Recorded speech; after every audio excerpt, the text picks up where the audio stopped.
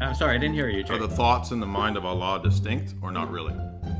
I don't know if I need to make that kind of distinction. Again, Are Muslim there any philosophy distinctions try to in make that Allah? distinction Are there any between the real thought, distinctions in Allah? between the names, and between the divine essence. But I don't feel the need to make that distinction. And I don't think that trying to probe that distinction is going to help us to understand why Christians are proclaiming that there is a Right, Trinity. because the reason I'm going in that direction is that because the reason that you don't believe in the deity of Christ and the Trinity, ultimately, I would argue, is because of our philosophical assumptions about who God is, what unity is, and to what degree there are distinctions at that higher level or not. So I think it's absolutely a fair question to ask you whether the attributes or the thoughts or whatever are real distinctions or not. I mean, you can ask me all those questions, and you're saying I can't ask you those things. Well, you can ask, but I don't necessarily have to answer. I don't necessarily have to answer.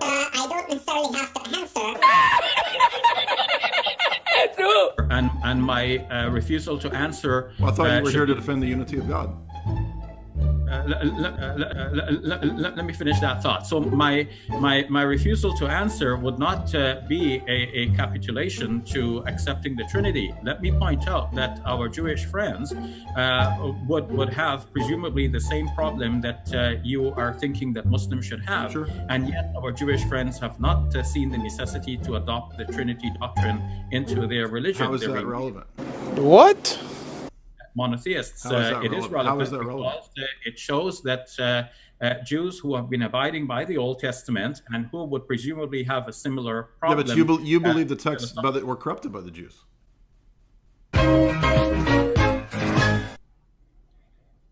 But that's a different point, Jay. No, The it's point not for the because point- no, it's not because so it's arbitrary. It's ad hoc. You pick when you want to take the Jewish stuff and then when you want to reject it. Now you're trying to argue what I'm from the saying- Jewish text. What I'm saying here, Jay, is that if we say that the Quran flowing from the mind of God must somehow be an icon for God, and therefore we would have, in a way, something like two divine persons here, I didn't make that argument. then we would have to say the same thing even for the theoretical Torah that is But I pristine didn't make that argument. pure. So, but Jews would never go that route. And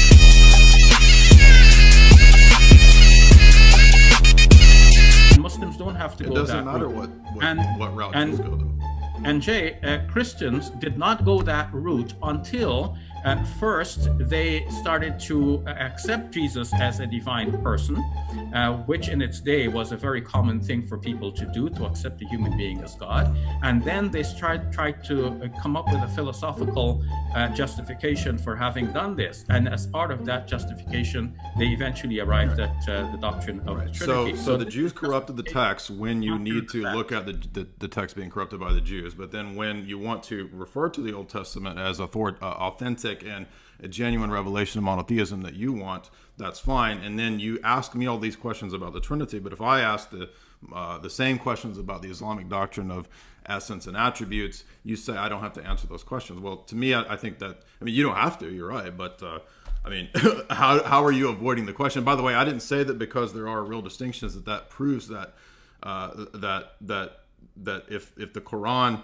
in the eternal sense, the eternal Quran is somehow distinct from God, that means that I'm arguing that proves a second person. I believe that the personhood and the distinctions in God are on the basis of revelation. They're not on the basis of speculations. It's what's revealed. And so we take all of these texts as a whole, right? And we look at them and we see what the whole body of these texts revealed. And by the way, the next point I wanted to make was that you're assuming that God can't reveal more and more of himself over time.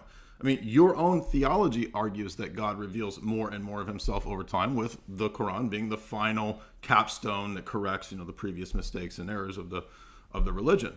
So there's no reason why in our system I can't say the same thing. Well, God has chosen to gradually unveil more and more and more of himself. Even the Jews, you want to refer to the Jews, all right, well, even in Jewish religion, they had the notion that Yahweh gradually unveils more and more of himself, right? Isaiah knew way more than Abraham knew. That doesn't mean that there's a contradiction, or because Isaiah doesn't say everything, or excuse me, because Abraham doesn't say everything that Isaiah says, therefore Abraham is, or Isaiah can be canceled out because Abraham is who we start, who we stick with, right? So there's all these ad hoc assumptions that you have that are not consistent with the presentation of the Quran itself, which I argued that I put out in my first statement. The question there is, where is the Levitical ceremonies? Where is all the stuff in Exodus relating to the priesthood, to the altar? Where is all of that in Islam? How is there continuity if you want to argue that you have the continuity? 1 minute 30. Okay, so Jay, now you have shifted the subject to continuity. The question is not whether Islam I is can ask you whatever I want in this. But let me answer your question. I can shift in this question. Islam is continuous. Bitch, wait. And if we ask about discontinuity, Christianity is discontinuous. For example, even talk about the sacrifice. No, that wasn't my question. My question was where in Islam is the continuity, not where in my position. You're asking a lot of questions, but I can ask. This is my interrogation of you. Where in Islam is the continuity? But interrogation doesn't mean that you answer your own questions. You're telling. Or you ask so many questions. I'll be glad. I already answered you the continuity of where the temple and all that liturgy and all that is in our religion. I'm asking you, where is it in your theology? You can't then turn that around and say that's shifting the blame.